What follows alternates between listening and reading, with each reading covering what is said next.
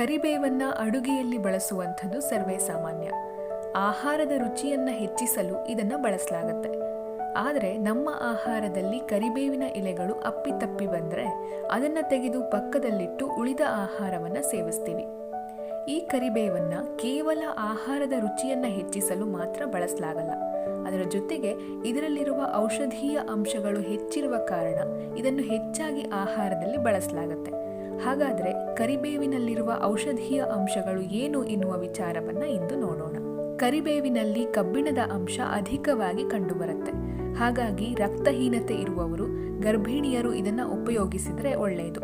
ದಿನದಲ್ಲಿ 5 ರಿಂದ 6 ಎಲೆಗಳನ್ನು ಖರ್ಜೂರದೊಂದಿಗೆ ತಿಂದರೆ ಸಾಕು.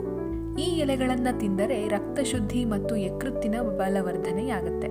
ಇದರಿಂದ ರೋಗ ನಿರೋಧಕ ಶಕ್ತಿಯು ಹೆಚ್ಚುತ್ತೆ. ಈ ಎಲೆಗಳು ನಮ್ಮ ಜೀರ್ಣಶಕ್ತಿಯನ್ನು ಹೆಚ್ಚಿಸ್ತವೆ ಮತ್ತು ರಕ್ತದಲ್ಲಿನ ಸಕ್ಕರೆಯ ಅಂಶ ಮತ್ತು ಜಿಡ್ಡಿನ ಅಂಶಗಳನ್ನು ಕಡಿಮೆ ಮಾಡ್ತವೆ.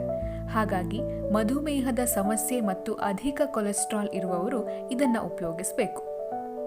ಹೊಟ್ಟೆಹುಳ, ಹೊಟ್ಟೆ ಹುಣ್ಣು, ಮೂಲವ್ಯಾಧಿ, ಬೇದಿ, ಹೊಟ್ಟೆ ಉಬ್ಬರಿಕೆ ಈ ರೀತಿಯ ಸಮಸ್ಯೆಗಳು ಇದ್ದಲ್ಲಿ ದಿನನಿತ್ಯ ಕರಿಬೇವಿನ ಎಲೆ ತಿಂದರೆ ಸುಲಭವಾಗಿ ಪರಿಹಾರವಾಗುತ್ತೆ. ವಿಶೇಷವಾಗಿ ಕ್ಯಾನ್ಸರ್ ಪೀಡಿತರು ತಮ್ಮಲ್ಲಿ ಬೆಳೆಯುತ್ತಿರುವ ಆ ಕಾಯಿಲೆಯನ್ನು ನಿಯಂತ್ರಿಸುವ ಶಕ್ತಿ ಇರುವ ಇದನ್ನು ಉಪಯೋಗಿಸಬೇಕು. ಸದಾ ಮೂಗು ಕಟ್ಟುವಿಕೆ, ಶೀತ ಈ ರೀತಿಯ ಸಮಸ್ಯೆಗಳು ಇದ್ದಲ್ಲಿ ಕರಿಬೇವಿನ ಕಷಾಯ ಸೇವಿಸಿದರೆ ಸುಲಭವಾಗಿ ಪರಿಹಾರವಾಗುತ್ತೆ.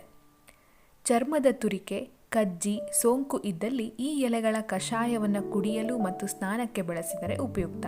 ಕೂದಲು ಉದುರುವುದು, ಹೊಟ್ಟು, ಅಕಾಲಿಕ ಬಿಳಿಯಾಗುವಿಕೆ ಇದ್ದಲ್ಲಿ ಕರಿಬೇವಿನ ಎಲೆಗಳ ಲೇಪ ಅಥವಾ ಎಲೆಗಳಿಂದ ತಯಾರಿಸಿದ ಎಣ್ಣೆ ಹಚ್ಚುವುದು ಅಥವಾ ಅವುಗಳ ಕಷಾಯದಿಂದ ತಲೆಗೆ ಸ್ನಾನ ಮಾಡಿದರೆ ಉಪಯುಕ್ತ.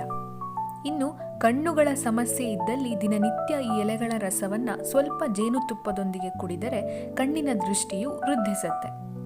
ಇನ್ನು ಕೊನೆಯದಾಗಿ ಈ ಎಲೆಗಳ ರಸವನ್ನು ದಿನನಿತ್ಯ ಕುಡಿದರೆ ದೇಹದಲ್ಲಿನ ಬೊಜ್ಜು ಕರಗಿ ದೇಹ ಹಗುರವಾಗುತ್ತೆ.